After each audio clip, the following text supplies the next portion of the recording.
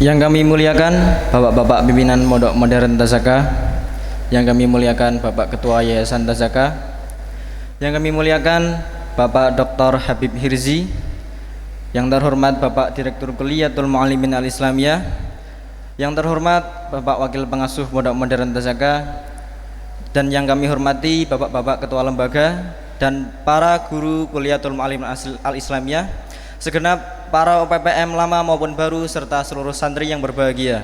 Bismillahirrahmanirrahim. Assalamualaikum warahmatullahi wabarakatuh.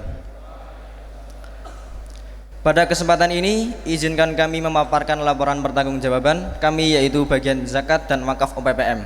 Adapun sebelum itu kami akan menjelaskan sedikit tentang bagian kami, yaitu bagian ZIS dan wakaf OPPM, atau biasa disebut dengan ZISWAF OPPM Tazaka. Adalah unsur pembantu Departemen Lazis dan Wakaf Tazaka dalam pengumpulan, pengelolaan, dan pendistribusian zakat, infak, sedekah, dan wakaf sesuai dengan ketentuan syariah, perundang-undangan yang berlaku, serta kebijakan pimpinan Pondok Modern Tazaka, di mana bagian ini dilatih untuk menjadi amil zakat dan nadir wakaf yang profesional.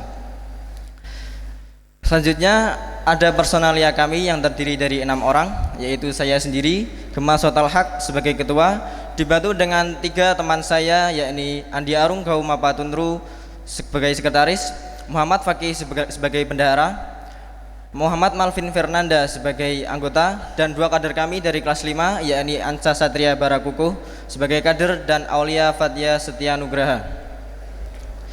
Beberapa hasil usaha unggulan yang telah kami laksanakan dan kami capai, yakni pertama, berpartisipasi dalam program bantuan korban bencana alam di Kabupaten Lumajang, yaitu ketika erupsi Gunung Semeru, dan di Kabupaten Cianjur ketika gempa bumi. Kiriman kader mahasiswa ke luar negeri dan penambahan kader santri BKU. Bekerjasama dengan Yayasan As-Salam Fil Alamin dalam pendistribusian dana ZIS, yakni zakat, infak, sedekah.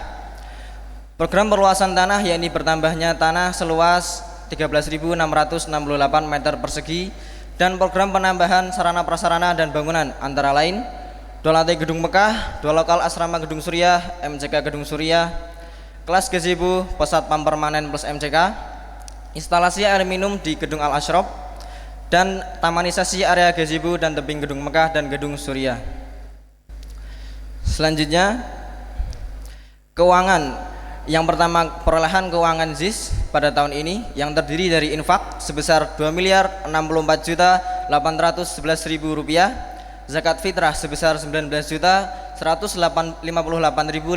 rupiah, zakat mal sebesar 734.020.875 rupiah, kurban sebesar 260.900.000 rupiah. Total 3.078.890.375 rupiah. Adapun penggunaannya, yaitu yang pertama untuk pendidikan sebesar 1.078.416.503 rupiah, kesehatan sebesar 63.975.688 rupiah, ekonomi sebesar 17.500.000 rupiah, dan dakwah sosial sebesar 1.098.968.164 rupiah. Total 3.148.860.355 rupiah. Jadi sirkulasi keuangan ZIS yang beredar selama kepengurusan kami, yakni uang masuk sebesar 3.078.890.375 rupiah, dan uang keluar sebesar 3.148.860.355 rupiah. Saldo minus 69.969.980 rupiah. Yang kedua, perolehan untuk wakaf yang terdiri dari wakaf uang abadi sebesar 705.947 rupiah, wakaf uang temporer sebesar 455 juta rupiah, wakaf melalui uang sebesar 5.092.064.593 rupiah, dan wakaf saham sebesar 3.925 juta rupiah. Total perolehan 10.178.011.593 rupiah. Jadi sirkulasi keuangan. Adapun penggunaannya, untuk pembangunan sebesar 1.838.829.969 rupiah, pembelian aset sebesar 3.229.140.566 rupiah, dan wakaf produktif sebesar 1.140.872.267 rupiah. Total 6.208.840.802 rupiah. Jadi sirkulasi keuangan wakaf yang beredar selama kepengurusan kami yaitu uang masuk sebesar 10.178.011.593 rupiah dan uang keluar sebesar 6.208.840.802 rupiah. Saldo 3.999.170.791 rupiah. Selanjutnya beberapa analisa atau catatan. Yang pertama, pengeluaran Lajista Zakah pada tahun ini lebih besar dari pendapatannya, khususnya dalam program pendidikan, yakni kader mahasiswa yang kita kirim ke perguruan tinggi luar negeri maupun dalam negeri bertambah sejumlah 8 mahasiswa serta 26 santri, sehingga kader kita hingga akhir 2022 ini berjumlah 42 mahasiswa dan 59 santri. Maka Lajista Zakah menggunakan saldo tahun lalu untuk mengurangi kekurangan dana tersebut, dan kekurangan dana tersebut insya Allah akan ditutup kembali dengan pemasukan tahun ini pada bulan Ramadan. Yang kedua, pada tahun 2022 telah terjadi akad jual beli aset tanah dan penerimaan wakaf aset tanah.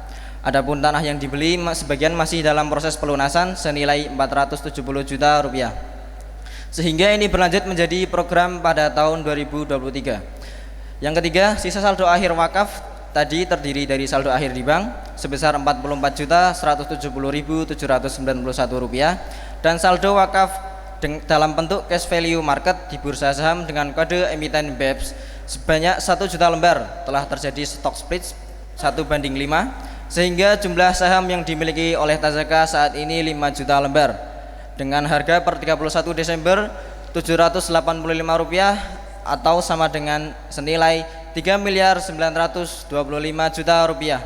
Maka sisa saldo akhir wakaf Tazaka sebesar 3.969.170.791 rupiah.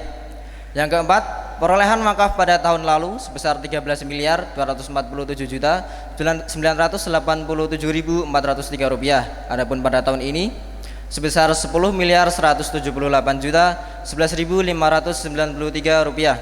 Sehingga dapat disimpulkan bahwa pada tahun ini mengalami penurunan sebesar 30%, namun tetap mencapai target perolehan tahunan yaitu minimal 5 miliar rupiah. Yang terakhir, wakaf uang produktif koperasi pelajar yang dikelola oleh PPM selama 2022 membubuhkan keuntungan sebesar 878.765.488 rupiah. Kemudian beberapa evaluasi dan kendala kami selama kepengurusan, yakni masih tertutupnya pondok sehingga belum terbuka kembali Laziswaf Corner yang ada di masjid. Maka untuk sementara kami buka saat jadwal kunjungan wali santri.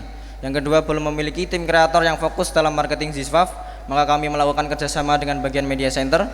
Belum memiliki aplikasi khusus akuntansi Ziswaf yang sudah ada saat ini untuk Zis, sedangkan wakaf masih menggunakan Excel. Harapan kami kepada pengurus selanjutnya untuk meningkatkan kinerja bagian dengan membuat terobosan baru, memperbanyak MOU dengan perguruan tinggi lokal dan internasional dalam menyekolahkan para kader, dan memperbanyak MOU dalam pendistribusian wakaf dan zakat korporasi. Demikian laporan pertanggungjawaban yang dapat kami sampaikan. Kami haturkan permintaan maaf dan terima kasih sebesar-besarnya kepada Bapak Pimpinan atas keterbatasan kami dalam mengemban amanat yang suci ini. Dan kami tidak pernah bosan mengajak saudara-saudara sekalian untuk selalu menjaga kesucian harta dengan berzakat dan terus menjadikan wakaf sebagai lifestyle, karena wakafku adalah bekal akhiratku dan zakatku adalah kunci surgaku. Jazakumullahu ahsanal jaza. Terima kasih. Wassalamualaikum warahmatullahi wabarakatuh.